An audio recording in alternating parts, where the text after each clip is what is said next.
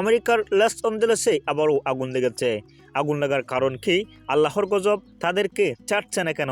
কি এমন পাপ করেছিলেন তারা? আজকে আমি এই ভিডিওটিতে সম্পূর্ণ আলোচনা করব।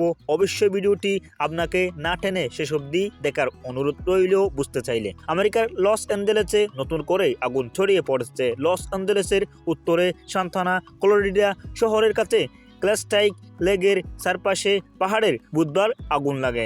রাইডার্স জানিয়েছে কয়েক ঘন্টার মধ্যে ৯,৪০০ একর জমি পুড়ে গেছে। প্রতিবেদনে বলা হয়েছে প্রবল বাতাসের কারণে নতুন আগুন দ্রুত ছড়িয়ে পড়ে। সান্ত্বনা আনা বাতাসে দুয়াউ আগুন জ্বলছে। লস অ্যাঞ্জেলেসে কাউন্টি শেরিফ বিভাগের রবার্ট জেনসেন আগুন ক্ষতিগ্রস্ত এলাকাগুলোকে অবিলম্বে সরিয়ে নেওয়ার আহ্বান জানিয়েছিলেন। পুলিশ লোকজনকে বিভিন্ন এলাকায় সরে যেতে বলেছে। ইতিমধ্যে লেগের আশেপাশে ৩১,০০০ বাসিন্দাকে সরিয়ে নেওয়া হয়েছে। শেরিফ বলেছেন পলিসাটেস এবং ইডেনের দাবানলের লোকজনের নির্দেশনা না মানার চলার পরিণতি আমরা দেখেছি।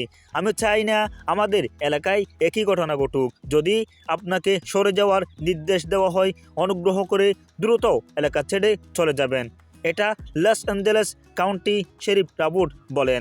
আরও বলেছেন যে ক্যাস্টাইকের পিস ডিটেনশন সেন্টার খালি করার নির্দেশ দেওয়া হয়েছে এবং প্রায় ৪,৬০০ বাসিন্দাকে এলাকার অন্য অন্য কারাগারে স্থানান্তরিত করার হচ্ছে। ক্যালিফোর্নিয়ার হাইওয়ে পেট্রোল বলেছেন যে আগুনের কারণে একটি অংশে যান চলাচল অবিলম্বে হচ্ছে।